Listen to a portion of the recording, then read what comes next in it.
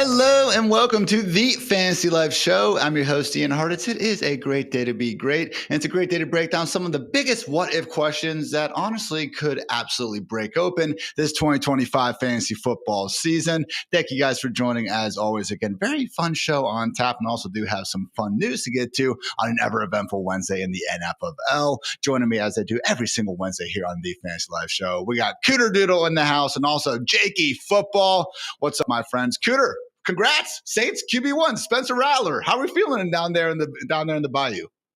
Like I told you right before the show started, I'll take the over on 5 wins. I'm feeling comfy, not overconfident, but comfortable. Jake, Adam Thielen's back on the Vikings. Let's go, Cokeheads. We got Tim Patrick trading the Jaguars. Isaac Tesla, wheels up now. Isaiah Likely and Kate Otten could be missing week 1. Jim Harbaugh says a possibility Najee Harris plays week 1. Kyle Hamilton got paid, but in good news, Dolphins GM Chris Greer said that Devon Achane will be ready for week 1. What a week, huh, Jake? I mean, is it just old guy resurgence season also? Or am I faking myself into believing that it could be old guy resurgence season? Adam Thielen, Patrick, fire them up, man. Forget the young guys. Forget the youth, Ian. Let's talk about the 34-year-olds for a second. I'm trying to just keep myself cautious here about the young folks, especially Mr. Tesla, and keeping my expectations at a reasonable level, much like Cooter with the Saints, I think. I threw an alley-oop there, Jake. I said, what a week, huh? And you had to hit me with Captain It's Wednesday, but no, okay? What are we doing? Come on, Jake, step it up. We'll watch the film and get better there. Again, guys, a lot of big news, but I did not mention the biggest of them all. That's right, the NFL has officially suspended Chiefs wide receiver Rashee Rice. It is time for our DraftKings opening lines.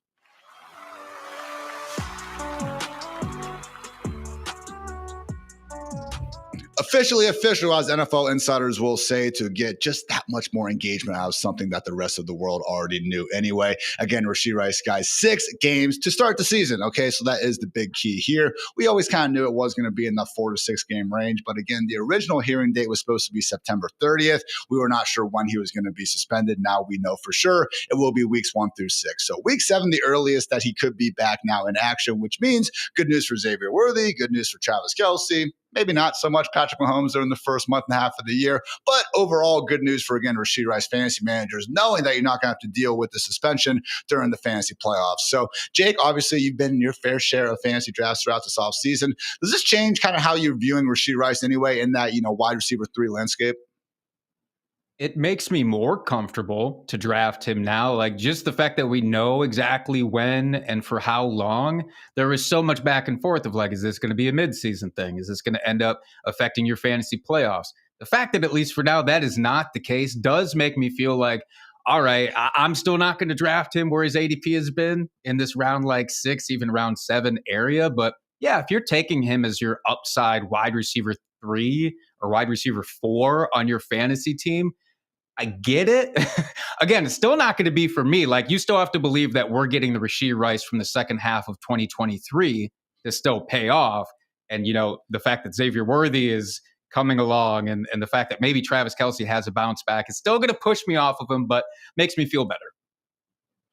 Cooter, our Fantasy Life consensus ranks, which you can find at fantasylife.com. Code Ian if you happen to want 20% off, or code Cooter, or I believe even code Jake if you guys are feeling absolutely crazy out here. But Cooter, again, with those ranks, consensus wide receiver 34 for us. He is as high as wide receiver 31, as low as wide receiver 39. So again, it's a situation where some are higher, some are lower. My idiot dog Deborah is one of those that's maybe a little bit higher on Rashee Rice. Where do you kind of fall in this landscape? I like the rankings, but we talked about this, I think it was last week, where it really truly depends on what your other wide receivers are. If you're comfortable enough to have this, if you have an IR spot, obviously that changes everything. I'm not the type of player that I want to hold on to somebody for 6 weeks, so I'm avoiding him. I have been avoiding him. But like Jake said, at least now you know when it's going to be and you can play through that. But I kind of wonder, Ian, what are your thoughts on Worthy? Because now you have these month and a half where he shoots up. He has this great production. Do you feel comfortable keeping him? Do you try to trade him away before Rice comes back? That's where I start to get nervous. So if we do get some of these Patrick Mahomes actual return to MVP, predictions that I've seen thrown out there should be enough, in this offense to go around for not one, but two highly fantasy relevant wide receivers. And I do think Worthy is someone just kind of keep on rolling with this. Honestly, I thought maybe one of the biggest holes in the entire Rashee Rice discourse this entire offseason was the assumption that he still was going to be able to return this legit top 5 value the second he steps back on the football field. We know it's possible. We saw it last year, and his rookie year down the stretch was a hell of a drug as well and everything. But the way they were using Worthy down the stretch in that lower A-dot role, doing a lot of the things that Rashee Rice also does, it did make me wonder if we see Rice, again, not phased out of the offense or anything like that, but maybe see that role that, again, was one of the most fantasy-friendly in football decrease a little bit because of how much Worthy himself has grown in this offense. So I was actually, feeling really good about the season-long ranks, guys. And then I was like, all right, cool. Time to move on to week one. So that was certainly a new lift to put there on the back. But when I was kind of doing it, I had Rashee Rice as I think my wide receiver 13. Once we did get official word of the suspension, I moved Worthy all the way up there to wide receiver 15. So not a 1-for-1 necessarily, but I do think at this point in time, feeling great about Worthy. And then just again, to a slightly lesser extent, but honestly feeling okay. We know suspension is not too shabby about Rice as well. So my biggest just piece of advice would be, guys, like Rice is the ideal add-on bench stash. Okay. If you're in a league where you have 2 starting wide receiver spots and a flex, and hey, you already have 3 great wide receivers, so you're good.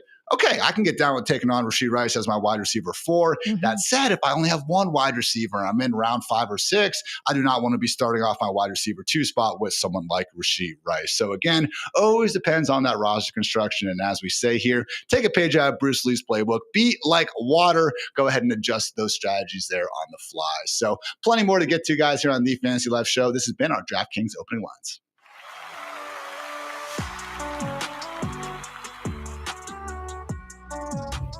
College football fans, it is almost time to fire up the grill, rep your colors, and get loud because Saturdays are about to get electric. And I've teamed up with DraftKings Sportsbook to get you in the game with an incredible offer. Right now, new customers who bet just $5 will get $200 instantly in bonus bets. That's right, new customers bet $5, get $200 in bonus bets. All you have to do is download the DraftKings Sportsbook app and sign up using my promo code FANTASYLIFE. The crown is yours. The next great touchdown is coming, and you can bet on it. Stay locked in all season long and use your bonus bets on same game parlays for a shot at even bigger payouts. Stack bets from one matchup and watch the drama unfold. And hey, if you love the throw of game day momentum shifts, try live betting on in-progress games. DraftKings makes every snap count. And hey, if sports betting isn't live in your state yet, no worries. You can still join in on all the fun with DraftKings Daily Fantasy Sports and play for real cash prizes. So here's your play. Download DraftKings Sportsbook, sign up with promo code FANTASYLIFE, and bet just $5 to get $200 in bonus bets instantly. That's promo code FANTASYLIFE only at DraftKings Sportsbook. Let's make this college football season one to remember.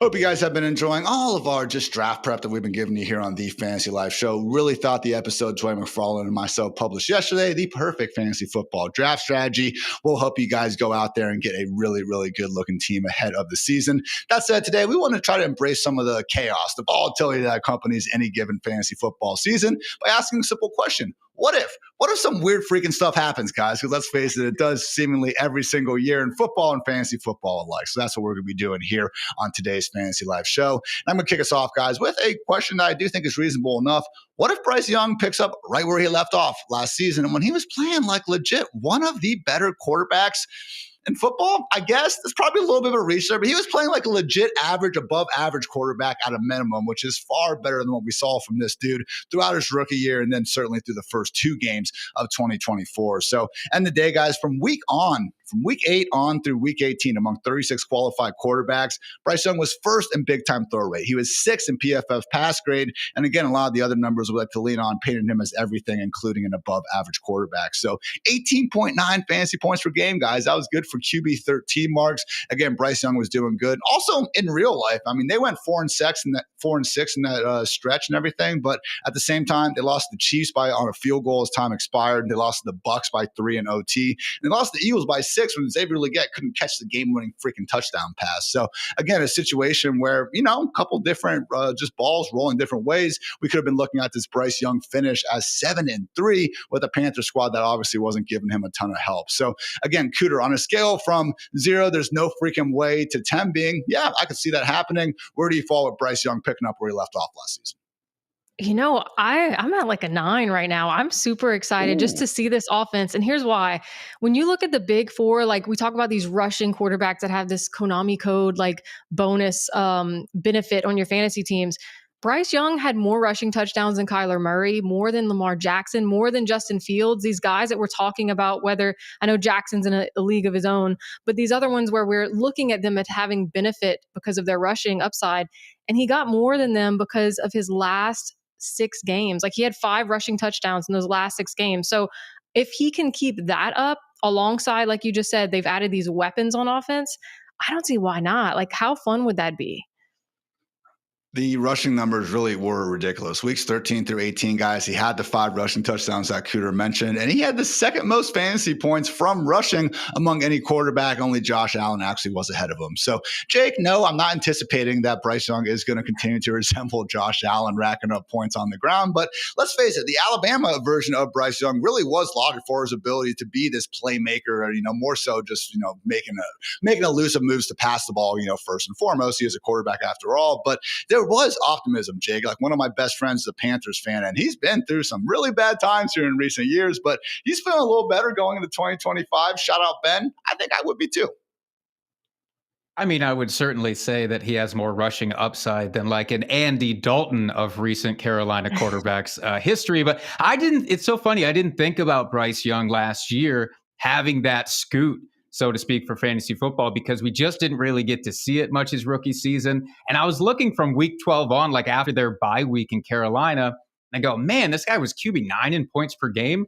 What happened with his other offensive pieces? Like who are the big scorers? Clearly there have to be a lot of high-end wide receivers coming out of this.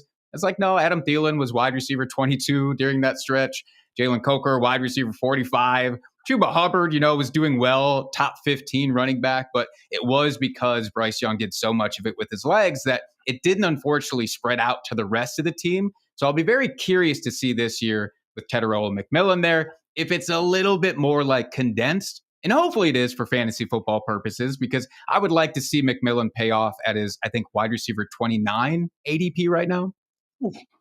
One of the best values in basically wherever you are playing football right now, Teteroa McMillan for sure. Good call there, Jakey football after all. So yeah, look guys, again, you're not going to be trying to leave your 1 QB draft with Bryce Young or anything, but super flex, if you are actually tacking on that third quarterback at the end, or just unfortunately get caught, on the wrong side of the QB run, I do think when you're again trying to pick that potential diamond in the rough late, Bryce Young, Geno Smith, those are the guys who can scoot a little bit in addition to slinging the football when things are going right.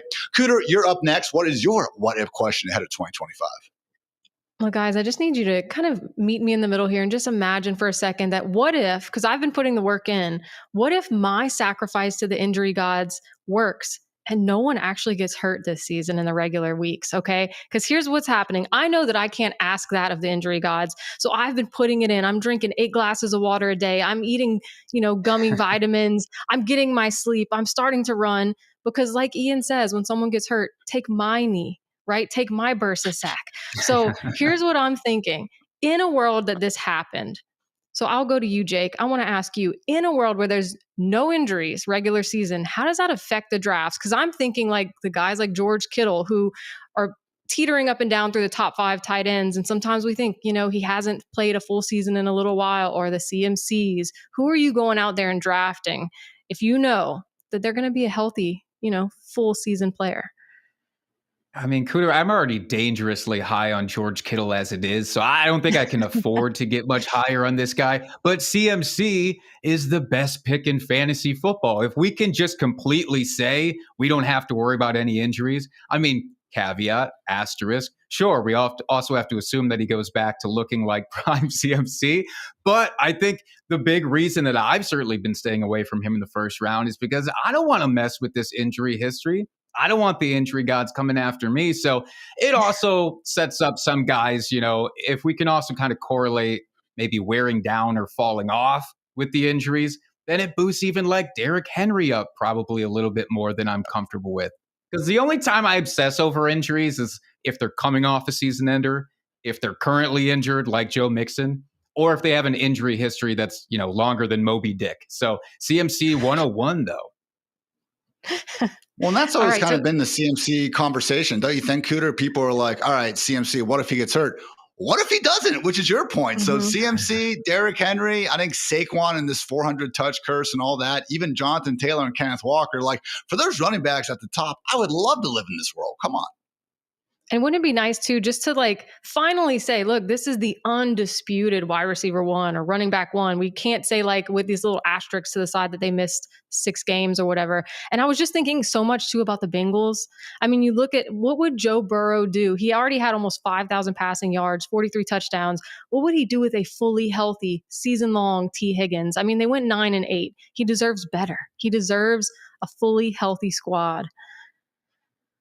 I'm in. And honestly, the Rams as well, like really have kind of not put all their eggs in this basket for this year. Obviously, Jared Verse and the defense are very young. But man, if we knew Stafford was good and there was no risk of Jimmy G spoiling our best laid plans in fantasy, guys certainly wouldn't be thinking nearly as hard about drafting Puka at the top. And then Devontae Adams even inside of those first few rounds. So love that one, Cooter. And I just want to remind everyone, if you are, an avid Madden player or you love, the new college football video games, that's great. Turn injuries off or you are a freaking monster out here. I mean, Jake, come on. I know you're a little bit of a gamer from time to time. You better turn those injuries off, man. What are you trying to do out here? There's times where I start the season and I forget to do it. And I'm not going to lie, I restart the season after like a game and a half when that first injury pops up. What are we doing? This is for fun, you guys. Let's not do that. Maybe back in the real old ones when they used to like have the ambulance go on the football field and they like run over the animated players. That was kind of a fun time, I must admit. But generally, though, in the year 2025, guys, turn injuries off on those video games and hopefully Cooter's sacrifices come to fruition in fantasy as well. That said, guys, we do have another what if. It is time, though, for everyone's favorite game, Cloaked Identity.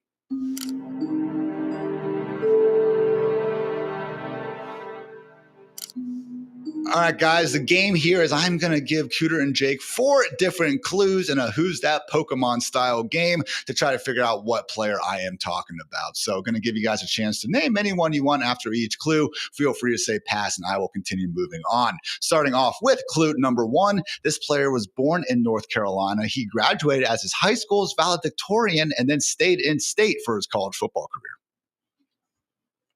Pass, Ian, pass. You guys, the valedictorian. I feel like I want to take it. No. Are you kidding me? It's got to be Jameis Winston. Tell me it's Jameis Winston. It is not Jameis Winston, and that was a bad guess, Jake. I'm not going to lie. Clue number 2, this player racked up 1,219 total yards and 7 touchdowns while finishing second in missed tackles forced per carry as a rookie in the year 2021. Okay, per carry. So now I know a position here. We're going running back. Can you at least give me a little clue here? All right. Okay. All right. I'm still going to pass. I'm not comfortable yet. 2021 rookie. It can't be like Kenneth Walker, but that's around the time of his rookie season. I'll just say Kenneth Walker. It is not. Clue number 3. Last season, among 36 qualified running backs, this player ranked 35th in yards after contact per carry and dead last in PFF rush grade. Oof. Oh, geez. So he was bad. Running back, Carolina. Yeah, this is 2021. real bad. Ian, I need I'm better going to have to start clues. giving up my Jakey football moniker here, Ian. One more. Drawing all these blanks. Let's go. One more clue. Last one. He signed a relatively small 1-year, $3 million deal with his new employer this offseason, yet sure looks a lot like this NFC East squad's clear-cut RB1. Oh, Javonte Williams? I was about to say, is it Williams? I might actually. Okay. There's the unveiling. How many people were Look screaming at that at us since like clue 2?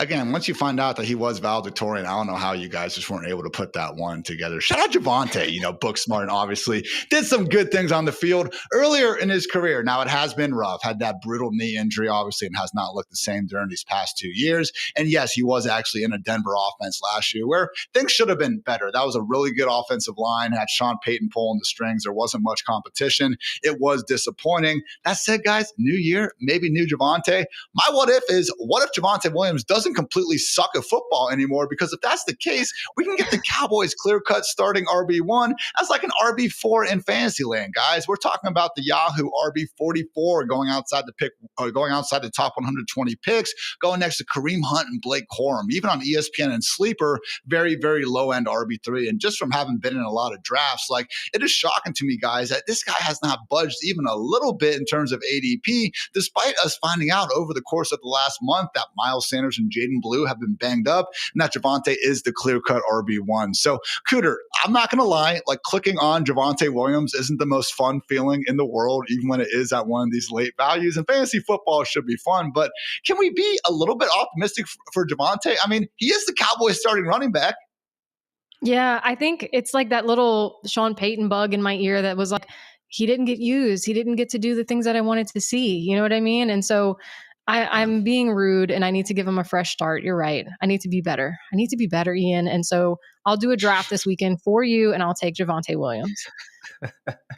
That is so kind. And again, if some of these what ifs start piecing together and we can really avoid a future injury, that would be pretty great too. So, Jake, I was, actually enjoying some free wings at Buffalo Wild Wings last night. I get some of my best thinking done about fantasy football there. Shout out B-Dubs. And, what kind of makes me laugh these days is that I'll send out some stupid fantasy tweet. Now I actually get beat reporters and guys who know about the team sometimes responding. Thank you guys for all you do. And it's very cool. But I was basically talking about how Javonte being the RB1 and no one cares. And we actually had Dave Hellman, who now works at Fox. No, he's at The Athletic now. He's done some really good stuff. I've been following him since he was at DallasCowboys.com. But Dave's point, Jake, was that life's too short to tie any amount of your happiness to this Cowboys RB room. Do you agree with Dave?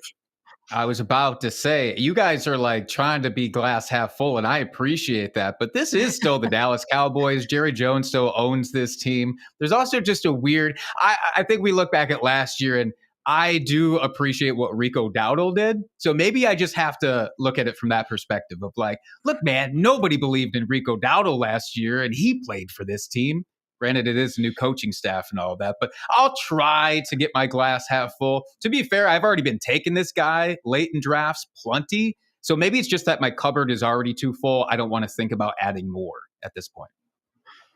Again, if we're sitting here after week one and he gets these 70% snaps and 20 touches, I know it might not be pretty, guys, but we've seen bad running backs still be good in fantasy before. And my God, he is just so cheap. So literally, if we are in round 11 or 12 in your drafts, you hate all the wide receivers and it's a bunch of handcuff running backs, maybe take the one who actually is his team starter. Like, if we did not know anything about Javonte Williams and we just knew that the starting running back for the Cowboys was a 25-year-old who, isn't very good, I feel like we'd be drafting him like 3 rounds earlier. But because it's Javonte Williams, we have those scars. And alas, I am now becoming the Javonte Williams guy, which I do not want to do. So again, be responsible with it. But I do think that, again, it is a bit wild to me that this ADP has barely budged despite finding out some new info. So good stuff there on Cloaked. I do want you guys to try to improve in the future, though. Jakey Football, like you said, man, pretty tough to defend that nickname. But it's all good, guys. And for a second, I want you to picture this, all right? You just won your fantasy league. Congrats. You've gloated in the group chat.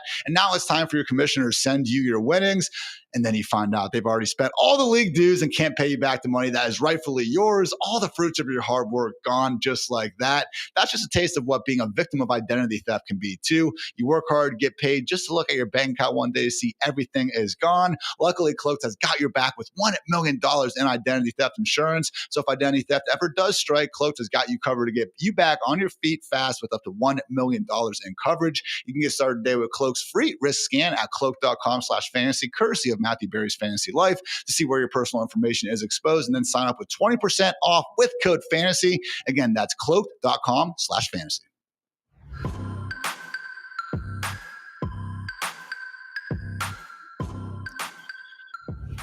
Quarter two coming right up, but first I want to give a shout out to our friends over at Paramount Plus, because you can't count on much these days, but you can always count on Sundays with the NFL on CBS and Paramount Plus. That's right, football fans, watch your local NFL game live every Sunday on CBS and Paramount Plus all season long. This year's schedule is absolutely stacked with rivalries and revenge games, including the next chapter of the epic Bills-Chiefs saga. So stay connected to it all at any device, at home or on the go. Visit ParamountPlus.com/NFL to get started today and count on Sundays for another must-see season of the NFL on CBS and Paramount Plus.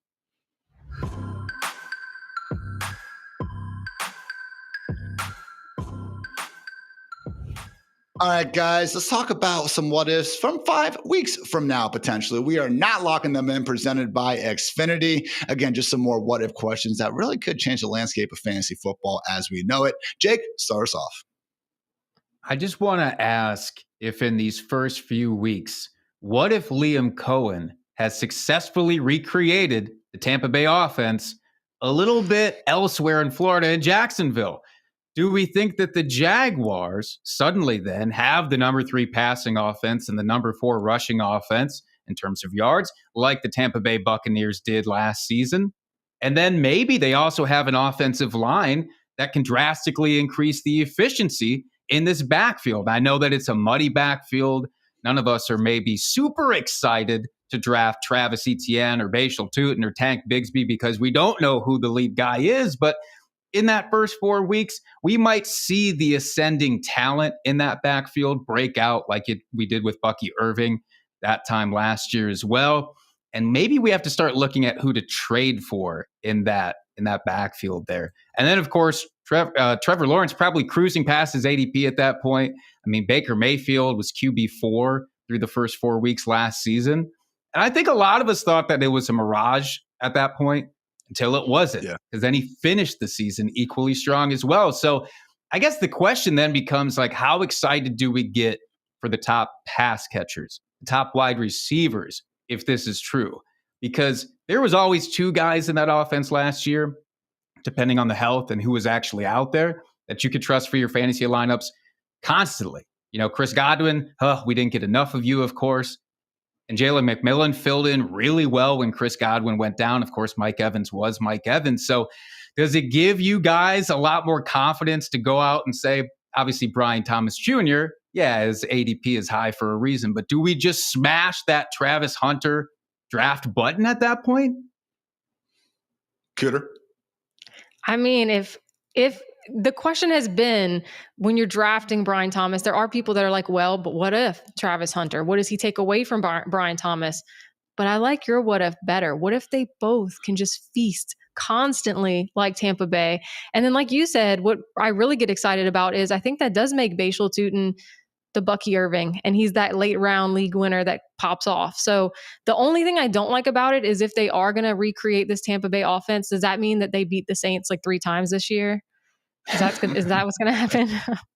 Yes. I think, unfortunately, Cooter, that might be a part of it. But hey, I mean, you do look at the first 7 weeks of last year, and Chris Godwin was the wide receiver 2, only behind Jamar Chase. Mike Evans was the wide receiver 15. So again, there was plenty of meat on that bone for pretty much everyone to eat. Even Bucky Irving and Rachaad White, guys, both finished as top 24 RBs. Obviously, White fell off down the stretch as Bucky ascended. That's how things work sometimes. But again, the fact that White was still able to put up those numbers, despite everyone seeing that, again, wasn't exactly the world's best running back. It makes you wonder what maybe someone like Javonte Williams could do in doubt. No, I'm just kidding. So, but seriously, like Jake, I think you're bringing up something important here where when you do look at what Liam Cohen could do for the run scheme, because that's the big thing that I've, been able to kind of pinpoint here. I think sometimes the way we talk about play callers and coaches, it's cool to look at play action and motion, but honestly, Liam Cohen's Buccaneers last year were not very, highly ranked in either of those categories. The one thing he really did do well, I think, was create yards before contact. So looking at the top teams in terms of their RB rush yards before contact, you have the Eagles, the Ravens, and the Bills always on top of the league. And I think their O-lines and schemes are fine, but a lot of that is that dual threat quarterback, impact where they can kind of have that gravity. Meanwhile, you also see on the top of this list, elite schemers and coaches like the Rams, like the Kyle Shanahan 49ers, and like the Detroit Lions. Last year, Tampa Bay went from finishing 26th and 27th in this metric to 7th under Liam Cohen. So again, Jake, it's one of these situations where ETN, Bigsby, Bashal Tutin, we're still kind of unclear who's going to be the guy there, but God forbid we do get some of these, again, rushing at scheme excellence, going on an offense, scoring points. Hey, all these guys are cheap enough, man. I want to leave a draft with at least one of them. A lot of these guys are going to end up being discounts, or at least some of these guys have to be discounts if this comes anywhere close, to hitting fruition. So why not take those shots? I've been dipping and dabbing and grabbing every one of these guys from this backfield, especially in, best ball drafts and all that sort of thing. But again, Trevor Lawrence, maybe he is being slept on a little bit right now at his current ADP. I'm probably going to have to revisit my shares because I doubt I have enough of them at this point. And like, if he can take Baker Mayfield and get him to that QB4, QB3 by the end of the season type of range, he should be able to do it with Trevor Lawrence. Trevor Lawrence has about equal amounts of baggage, I would say, at this point in his career as Baker Mayfield had. So it could happen. Cooter, you are up next. And I must say, very brave of you to touch on this topic, because if it does come to fruition, it could be a rough decade for you and a bunch of Saints fans. Look, that's fine. But what if Sean Payton has recreated the Drew Brees era in Denver? We already know that he has this infatuation over the last year or two where he takes our players, he's taking our Saints players, our Saints coaches, and all these different trades. And he has his vision, right? But I'm going to cherry pick a few stats for you guys. Okay. Are you ready for this? So in Breeze's first year with Payton, guess how many wins they had? It was 10.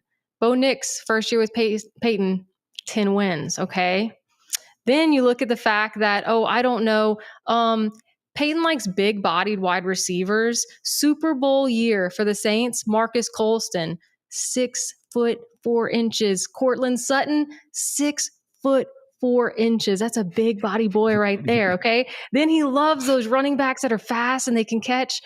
RJ Harvey, we know the stats there with the running backs that Sean Payton likes to draft early. I'm just saying. And the Saints had a great defense. Broncos have a great defense. So what if he has the vision and he is slowly collecting his little infinity stones to make it happen again? I don't think it's impossible, guys. Look, Jake, it's one of these things where the AFC West is so loaded that it's tough to take too big of a leap of faith, I feel like, with any of the teams, because the Chiefs have just been running it. And it's like, all right, once you get down to it, it's going to be tough. I will say, what shocked me, as Cooter said, Broncos won 10 games last year. They did that despite only going 1-6 in one-score contests, okay? So we might get some natural regression in that way with that loaded defense that only made that strength even more of a superpower this offseason. Again, we'll make sure that Bo Nix is a real deal. We've seen good rookie years followed by not so good second years. But, Jake, again, sorry, Saints fans, sorry, Cooter, but I think she's onto something. I mean, is this a conspiracy theory or is this just a future documentary in the making here? I honestly can't tell at this point. It could go either way. I do want to know, did you look up because I have to guess that the quarterback height difference is pretty staggering, though. I don't think that correlates, right? Bo Nix has to at least have a few inches on Drew Brees. But other than that, I do think that Sean Payton, he's a guy, like I've been saying this even with his rookie picks, right? I think we kind of threw out draft capital a little bit with him more than we do with other coaches because he has his types. He wants his guys. He knows what's worked well for him in the past. Obviously, if he has the rest of the coaching staff there to back him up and has that familiarity, then why not? And then I ask, why can't Pat Bryant become the new Michael Thomas? Huh? Why not, folks? I think he could. Dwayne McFarland, I know, has been on record saying that while he doesn't like to touch that mid-tier, the QB1s, all that often, when Bo Nix does slide a little bit, he is down to go ahead and get him some of that. So, Cooter, Sean Payton's Saints never ranked worse than 12th in scoring from 2006 to 2020. Maybe we're just seeing the beginning of the new era down there in Denver. Jake, one more from you here in quarter two on the Fantasy Live show. You want to talk about a subject that, again, is similar to kind of Cooter's injury point, where it's like pretty fun to, I think, it's a fun thought exercise to imagine across the league, because if this does come to fruition, man, really would change the way we think about a lot of players in fantasy. Ian, I was thinking about this as you were going on your rightful diatribe about Javonte Williams, by the way. And I was just thinking, what if there are no backfield committees this year, right? Imagine a world where you don't have to guess which running back is going to be out there, when and where. And imagine there's no 50-50 splits. There's no 33-33-33 splits. Imagine a world with 32 clear lead running backs. And I'm talking like 60% snaps, 60% rushing attempts, 50% routes. What a world we could live in, you guys. For context, I just want to provide this for last year so you can see how unrealistic this is. Only 21 running backs hit that 60% of the backfield snaps mark. Only 18 hit 60% of their team's rushing attempts. Only 16, that's half, hit 50% of the route mark. So if they do that, if we take away all the clutter from these backfields, I feel like beyond the obvious studs, right? Your Saquons, your Derrick Henrys, your CMCs, I feel like you have to then look at really intently your Steelers lead back. Your Commanders lead back. Maybe Bill. Maybe it's time. The Broncos lead back if it's RJ Harvey. The Patriots lead back. So I don't know. Is there a major shakeup? Because I was thinking, Cooter, when you were talking about the injury fact for this, there's a couple of running backs that sprang to mind immediately. But do you have a couple where you'd go, if I didn't have to worry, if I could just elbow those other couple of guys out of the way in that backfield, this would be my guy? Do you have those? Oh, yeah. For me, it would be Breece Hall and Omarion Hampton. I mean, those are the two that every time I click on their names, I get a little nervous. You know, you've got these Braylon Allens out there and, of course, Justin Fields rushing upside. And then you just get a little nervous there. So Breece Hall is the first one that comes to mind for me just because of the idea of him getting, usurped by the RB2 and the Jets. But, oh, boy, wouldn't it be a beautiful world? I mean, imagine we wouldn't have to stress over handcuffs as much, or maybe those would be better bench spots at that point because you know that you have someone. But yeah, Breece Hall for me. What about you, Ian? Breece Hall is a great one. I think there's two other AFC East running backs in James Cook and Travion Henderson where it's like, oh my God, we obviously love their talent, but now we're getting 300-400 touches without worrying about them leaving the field. I do want to live in that reality. So DeAndre Swift, maybe another one where, again, you can debate, honestly, if he is going to have that full-time role already, but insured, I mean, it would be great. Guys, I think the underrated winner here, though, is our own Dwayne McFarland. I mean, think about the utilization report would probably take him like 10 minutes to do every week. He could actually be, instead of just writing nothing for 15 hours a day, I don't know, hang out with his kids and his wife or something like that. So a lot of possibilities for these running backs, and then our resident data mind over here at Fantasy Life as well. So again, guys, good stuff there. More what ifs on the way, but did want to give a shout out to our friends at Xfinity because, again, guys, what will be happening 5 weeks from now in Fantasyland is hard to predict, but what's even harder, what the fantasy landscape will be like in 5 years. But there's something you can count on: Xfinity's 5-year price guarantee. Brought to you by Xfinity, introducing the 5-year price guarantee, one consistent internet price for the next 5 years, guaranteed.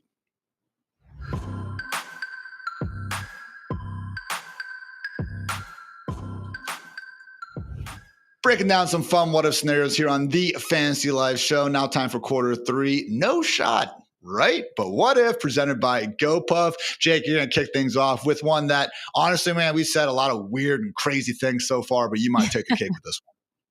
Yeah, I felt a little targeted when the title for this section came in because I'm pretty sure that they were talking about this one out of the gate. But I just want to ask, I just want to throw it out there. What if the Browns, Cleveland Browns, that is, actually make the playoffs this year? And I'll be honest, when I first thought of it, I had a pretty good chuckle over it. Like, oh, ha, ha, ha. How hilarious would that be, you guys? But if they do it, it would probably mean that we have drastically undervalued at least a couple of players in fantasy. And I got to be honest, I was thinking in my head, like, when's the last time the Browns made the playoffs? Like 66? But no, they've done it 3 times this millennium. And in fact, they did it just a couple of years ago in 2023. And I completely forgot. That's how little credence I have given the Cleveland Browns. But what I found interesting when comparing that year to this year is that in the 2023 season, they had 5 different quarterbacks start at least one game for them. That included Watson, Jeff Driscoll, PJ Walker, Dorian Thompson-Robinson, and Joe Flacco, who came in as the late season savior there with those last 5 games. Was basically the reason that they went to the playoffs, I would argue. He happens to be their starter as of right now. But that was also after they lost Nick Chubb for the season in week 2. And they had to call upon, basically at that point, who we thought was a washed Kareem Hunt and a little-known 5th-round pick named Jerome Ford to come in. And he finished as a top 24 running back down that stretch, by the way. We had Amari Cooper finishing as the wide receiver 17 in half PPR points per game in that season. David Njoku was a top 8 tight end. So all this to say, I like to talk a little crap about the Browns because it is fun. However, I don't think we should write off Kevin Stefanski. I don't think we should completely write off the fantasy assets here either. Ian, you know I'm a big Cedric Tillman guy, but am I crazy for saying like, hey, we should at least give some extra thought to maybe some of these pieces that we haven't already? I mean, we saw Flacco in 2023 and honestly, even 2024 with the Colts be able to put up some numbers. And the fact that they're not doing the Kenny Pickett charade and actually are giving the football to the best guy in the room does make me think they could be at least a fun bad. Again, playoffs is wild. I get it. But hey, I go on Pat Mayo's show with Jake Seeley every week. And one of Pat's favorite bets this year, unironically, is Browns over 5.5 wins. So, Cooter, again, the bar is low here, but I think there's a chance that when you're doing, your awesome new era stay of the team moments throughout the season, by the way, she won an award for this, guys. Cooter's a big freaking deal. Okay, doing some cool stuff over here. Shout out Cooter. But I think Cooter, if we do get to week 6, all of a sudden you get the Browns hat, popping on, I think there is a chance that no, they're not 6-0 all of a sudden leading the AFC, but it could be a fun bad, if you will, versus, just like a miserable bad, probably more so like your Saints there. I mean, I'll let you have fun bad. I'll watch Jerry Jeudy score some touchdowns. I'll like to see this backfield, shake it up and figure out if it's going to be Jerome Ford or not. Love to see Njoku score. But the problem here is, and look, I hate to keep coming back to the Saints, but I need somebody to be worse than us. And it has to be the Browns. At this point, it's between us two, right? They're projected almost as badly as we are. They wasted Baker Mayfield. They let go of Jameis Winston. I mean, they've made some other really bad choices here. So maybe this is just kind of how the pieces fall, how the cookie crumbles, and they just need to eat it for a little bit and take some L's. And like you said, maybe it'll be fun bad for fantasy, but I'm sorry, I don't see a world where it happens, Jake. But I love your optimism, and I'm sure the Browns fans do too. Cooter, could I interest you in the Giants as a worse team than the Saints? By the way, we still have options out there. Come on. Get Arch. The Giants have Jameis though. This is wild, Cooter. I thought you'd be on the other side of things. You want to be the worst team so you can get Arch Manning. We all know he's going to have a rough Saturday, horns down. But again, it does seem like it would just be poetic to see, again, the first-round Saints quarterback since Archie Manning being Arch Manning. I mean, you cannot write that stuff. So good stuff there. Cooter, though, you are back on the clock here. I guess we can call it that with another what-if scenario. And this one is fun because it just would take, I guess, someone who we just saw really not quite break fantasy football, but have one of the better seasons in a long time and be like, oh, wait, he can do even more than that. So, Cooter, the floor is yours. Look, another no shot, but what if the Eagles don't actually push their tush this season? What if they don't try it as often? I know in 2024, they converted, I think it was 81% of them, 39 of 48 attempts of the tush push. I get that. But my theory is you have this whole offseason where there was this, are they going to ban the tush push or not? 22 votes. They needed 2 more to make it pass, and they didn't get it. So now you have all these teams that are trying to plan for it, to stop it, right? They wanted to, and they failed in the vote. So what if now we see Jalen Hurts throwing the ball a little bit more, right? We know that he was rushing a ton. Saquon was goated. He had 14 rushing touchdowns. Hurts threw for only 18 passing touchdowns. So imagine if they open up this passing game just a little bit more. I'm not saying he was bad at it, right? But he was obviously doing a lot with his feet. But if they open up the passing game a little more, let Saquon take the ball on those 1-yard rushing touchdowns, maybe confuse the other offenses. I don't know. I would love to see Saquon do even more. You know what I mean? Is it too much to ask for? It's kind of wild, guys. Since 2021, which is when they started doing the tush push with Jalen Hurts, Eagles running backs are easily first in the NFL in rush attempts between the 2 and the 5-yard line. They're dead last. They're tied for dead last from the 1-yard line, okay? Only 13 total carries from Eagles RBs in 4 years from the 1-yard line, Jake. Last year, Saquon got stopped at the 1-yard line and did not score 9 separate times. Again, this is usually a huge chunk of players' fantasy upside is just getting these easy touchdowns from the goal line. I mean, could you imagine if, kind of like that Ricky Bobby, Cal Norton Jr. Thing? Hey, Saquon's been helping slingshot Jalen Hurts, every freaking game out here. What if they reversed it for once? Just once, at least, give the poor guy a break. Or an extension of that, what if Saquon just gets into the end zone instead of getting stopped at the 1-yard line 9 times? We might still see this come to happen, even without them going out of their way to make it happen. I would like to see a little bit of a benefit going to A.J. Brown. That would be nice. I'd like to see some consistency there. Get that dude some more touchdowns. Otherwise, you're going to have him reading War and Peace over on the sideline at some point this season, and you're making life harder on yourself. But I do wonder Saquon Barkley, we talked about how many touches he had, and there's going to be maybe some regression there, maybe some wearing down after that absurd amount of touches. Well, what if we go the opposite with this, Cooter? There was so much attention on the tush push. What if, like, against the Packers, one of the teams that voted to ban the tush push, it's like every other play. They just do the tush push every other play. And that's like 20 per game. It would work every single time. It would.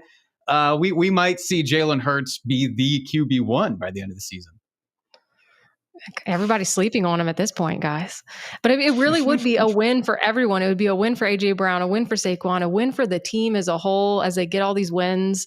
I think a bait and switch would be fun, considering how much this offseason gave so much attention to that singular play. And it will be more fun not to watch this happen. Again, teams should be able to stop it. Don't outlaw it, for that reason. But let's face it, it's not exactly the most aesthetically pleasing play for everyone other than the Eagles. I'm going to close this out here, guys, with one that honestly isn't that fun, so we don't have to spend a ton of time on it. But it does kind of keep me up at night, because what if Aaron Rodgers actually has one more last dance in him? Okay, we saw what happened with the Jets, and it wasn't pretty, but that said, end of the year, he still was throwing a pretty good ball. I mean, just think about all the fantasy guys who would be kind of benefiting from this happening. That would just piss off everyone. Okay, people, let's face it, not a lot of fans for Aaron Rodgers these days. He goes out and has a great season. Folks aren't going to be happy. Arthur Smith all of a sudden is engineering a high scoring offense. I mean, I can already just hear Dwayne screaming about it into his pillow at night. Okay, Caleb Johnson, Jalen Warren. Well, the answer is both, and we were all just wrong on these RB3s. DK Metcalf, someone who I've personally been drafting way too much over the years. Maybe he finally booms. I mean, even Jonnu Smith going there from Miami, guys, could wind up being maybe this year's Jonnu Smith in terms of being that late round tight end who turns into a gem. I mean, again, Cooter, this one, it's not the most fun chaos, but Aaron Rodgers and the Steelers being legitimately good would be very chaotic in fantasy football land. It would be chaotic, but it would also be poetic. I mean, you see this guy who since 2005 has just been dominating. Well, since like 2008, he's been dominating as a quarterback. You don't want to see him go out with a little fizzle, right? Like how fun would it be to have another plus 4,000 yard season with 40 plus touchdowns? And really at this point, I would love to see DK Metcalf, because he's falling a little more in these drafts sometimes because of these question marks around the Steelers and around Aaron Rodgers. So I don't want to see him go out, as much as there are all these narratives with him. I don't want to see him go out at a fizzle, and let's give him a good bang. Let him end it out with, let's get 4K. Let's get 4K. Jake, you're obviously a Packers fan. Where is Packers Nation on this? Do you guys want to see Rodgers actually have a nice final season, or are you guys just kind of pissed off about how the last 3 or 4 years have gone? I mean, I don't get to speak for all Packers fans, but I will say that generally we're Team Fizzle over here. We are more than comfortable with a little schadenfreude to get him to fizzle his way out after the last few years and how it's gone down. So it would be very nice for fantasy purposes, just if I could stick to that, to make DK Metcalf a thing and a reliable thing. Yes, that would be very nice. And where I don't feel like I have to stay away from this team, which is kind of where I've been to this point. Like, I haven't drafted much DK Metcalf. I haven't drafted much of that backfield. I certainly haven't drafted any Jonnu Smith. My goodness. So I'm Team Fizzle personally, but it wouldn't shock me either to see it go the other way. Just would be one of those things where it makes you wonder, what if? 3 more what ifs on the way, guys, in quarter 4 here on the Fantasy Life Show. First, though, a quick word to our friends over at GoPuff. And I will say, guys, that from our friends at GoPuff, if you want to win every week, keep your lineup on point, then do so with the GoPuff Draft Champion and your and keep your snack stash stocked with the GoPuff app. Beer, snacks, and groceries delivered in as fast as 15 minutes. And guys, again, can't stress enough how easy they make it, and the fact that we're offering you 60% off your first order with code FANTASYLIFE60. If you go download the GoPuff app, they're cool and they're offering you 50%. Not us, we're giving you 60%. Okay, so 60% off, code FANTASYLIFE60. Get the beer, get the snacks, get anything you freaking want. That's on the GoPuff app, and as fast as 15 minutes. Again, code FANTASYLIFE60. Download GoPuff.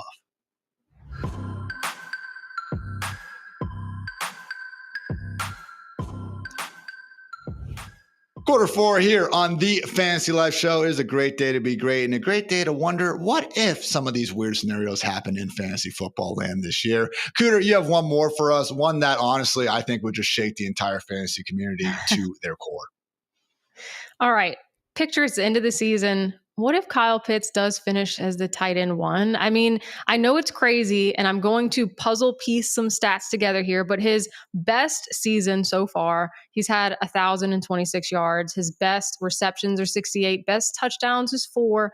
Not great, but if we take that stat line, 68, 1,000, 4, hey, that's 4 touchdowns away from like a 2024 George Kittle season. It's like 20 receptions away from a 2024 Jonnu Smith season. It's a touchdown and 25-ish receptions away from like a 2023 Travis Kelce season. Do you see my point here? Like there's just a few little pieces we have to fix and we can get there. And that went by we, I mean Michael Penix Jr. Like, figure it out. You keep saying you're going to throw the ball to Kyle Pitts. Make me believe, because I'm all out on Kyle Pitts. Granted, his ADP is not scary at this point, but man, wouldn't it be fun just to have everybody go full chaos and then burn it down as he rises the ranks? And this would be the first year, Jake, where it's like people aren't unanimously behind Kyle Pitts. So it would just be so fitting for him to finally ball out. I must remind everyone, he doesn't turn 25 until October. The man cannot rent an RV legally, Jake, in most states across continental America. Why can't he still have his best football in front of him? I mean, you make a very salient point. That is outrageous that the dude is still 24 years old. But also, Cooter, you just described, I think, why so many people kind of hate the tight end position in fantasy football. When you said how close to a George Kittle or a Travis Kelce-esque type of season he could have if it was just, a couple more touchdowns. Because really, at the end of the day, when you get beyond the studs, the outright studs at tight ends, it is just who's going to catch the most touchdowns. And I know that we were talking before we got on air. Hey, he started his career with 1, and then he went to 2, and then 3, and then 4. What's to say he couldn't add, just break the mold and double that and get 8 touchdowns? And we'd all be very psyched. It would definitely mean that Michael Penix Jr. would be like the savior of the Pitts hive, the Pitts crew, if you will. They would all be getting their guffaws off and have a national I told you so day that they've been waiting on for 4 years. But, I'll never write it off entirely, I guess. Reminder, Penix and Pitts have been golfing together this offseason, guys. And if the power of golf can't fix Kyle Pitts, nothing will. Jake, close us out, man. One more what if from you. What do you got? All right. I just want to ask if we could maybe have a brand new fantasy QB1 in 2025. Since 2018, our fantasy quarterback 1 in terms of total points has either been Lamar Jackson, Josh Allen, or Patrick Mahomes. There are other guys who have gotten very close, have consistently finished in the top 5. Jalen Hurts has certainly come close. Joe Burrow has come close. But this has been a stretch that kind of rivals the old days of like Aaron Rodgers, Drew Brees, Tom Brady, and Peyton Manning, where they just kind of rotated seasons. And wouldn't it be nice if we could get somebody else to break in there and kind of disrupt this thing?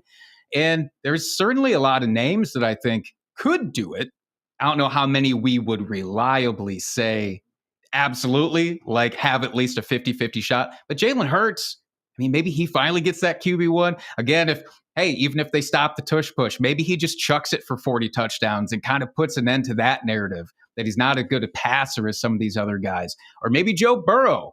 He was awfully close last year. Defense, it's gotten hopefully a little better than then, but maybe the dude still throws it 600 times and he worms his way in there. Now, granted, the last non-dual threat quarterback to have this honor was Aaron Rodgers all the way back in 2016. Yes, I'm giving Patrick Mahomes a little bit of the dual threat credit here, even though he's not quite to the Konami code level. But I think smart money says that if there is a new quarterback 1, it's going to be somebody with major rushing upside. Could Jaden Daniels get there after that impressive rookie season? Maybe Bo Nix, maybe Kyler Murray, maybe your dude, Ian. Maybe is this Justin Fields' QB1 season? Could we see it? Well, what's interesting to me is with those 3 guys, again, Mahomes, he started 1 game at the very end of 2017. And then obviously week 1 on in 2018, he became, the guy that we know as Patrick Mahomes. Lamar Jackson, did play the second half of his rookie year. And he put up good, albeit not great, fantasy numbers, lower end QB1. And Josh Allen, we had seen him for 2 years be fine, but then actually take his game to another level in 2020. So, Cooter, we do see our best quarterbacks in the league take these leaps at some point. So I know sitting here right now, we've had got 6 months to try to figure out this fantasy season. We think we know everything, but is there a quarterback, Cooter, where you're like, man, if they could just kind of turn that ability up 10%, maybe they could actually crack into this group? I mean, I think Jake nailed it. The most make sensible one that's not already in that discussion is probably the Jalen Hurts and Joe Burrows of it all. But wouldn't it be fun if it was Bo Nix? I'm sorry, I know we just talked about him, but wouldn't it be fun, or wouldn't it be crazy if we had a year where, like we talked about earlier in the show, Bryce Young keeps running and he just becomes that rushing quarterback and crawls his way to the top? That's the kind of chaos I want to live for. Jaden Daniels, obviously another front runner to maybe get there. But guys, I have one that would really make one specific Fantasy Life employee the happiest. What if JJ McCarthy winds up being as good as Thor Nystrom says he is? All right. That would be the one where, again, will completely shock me. In no way do I think that McCarthy is going to be vying for that QB1 overall crown. But my God, he sounds like he's the second coming of, I don't know, a mix of Dan Marino, Jesus, and who knows else that, Thor has going on in his mind with Mr. JJ McCarthy. So again, be huge for Justin Jefferson, Jordan Addison, TJ Hawkinson, maybe freaking Jordan Mason would make me a very happy and hopefully rich man one day because of all the touchdowns he's scoring out there. So again, it's one of these situations where kind of later in that QB2 tier, you got your McCarthy, your Justin Herbert, your Jordan Love, and your Trevor Lawrence. I mean, Jake, again, if we were just listening to, let's face it, one of the better draft analysts in the business, Thor Nystrom, it would make JJ McCarthy a screaming buy at that cost. It would. And I talked to Kendall Valenzuela about this a couple of months ago of what are the chances that this dude could pop on the scene a little Mahomes-esque in his first year as a starter? Now, I had to walk it back a little bit because I looked up Mahomes' first year. It was oh yeah, that's a 5,000 yard and 50 touchdown season. I don't even think that Thor would suggest that JJ McCarthy is going to do that. But if he sniffs anywhere close to even what CJ Stroud did in his rookie season, where he threw for over 4,000 yards, hit about 25 touchdowns. Think of what Stroud's ADP did the following season. He was a top 5, top 6 guy in ADP. So I do think, because I'm not expecting a lot of rushing upside from him, he would probably become one of the most overdrafted quarterbacks in fantasy football, but it would be wild and wonderful to see it happen. Cooter, you a believer? If Sam Darnold can have a career year, 4,300 yards, 35 touchdowns with the Vikings, why can't JJ, It is funny when I've kind of gone back and just described how quarterback-friendly KOC's system has been since he arrived in Minnesota. I'm going through Kirk Cousins and Josh Dobbs and Nick Mullins, and it's I didn't even have to do that. I could have just taken a page out of Cooter's book and said, look at Sam freaking Darnold and what he did in 2024. So, again, guys, I think that would have sounded pretty crazy this time last year, saying, what if Sam Darnold becomes as good as everyone thought he could be? That happened. Maybe, just maybe, some of these will come to fruition as well. So, in the meantime, we'll continue grinding that film, getting those ranks ready for you guys and doing everything we can to help you get those fantasy football rosters in a good spot ahead of the season. So in the meantime, like and subscribe. If you like the show, we would always appreciate that. So for Cooter, for Jake, for producer Matt, for producer Kelsey, I'm Ian. Thanks again for tuning in. And until next time, take care, everybody.